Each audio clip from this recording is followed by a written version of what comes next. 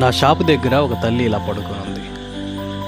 తల్లిగారిని నేను అడిగాను, అమ్మ ఏ ఊరు, మీకెవరు లేరా?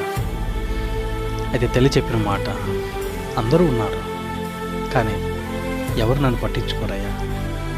ఊరూరు తిరుగుతూ ఉంటాను, ఎవరన్నా ఏదైనా పెడితే తింటాను, ఇదిగో ఇలాగ ఒక పంచన పడుకుంటాను అని.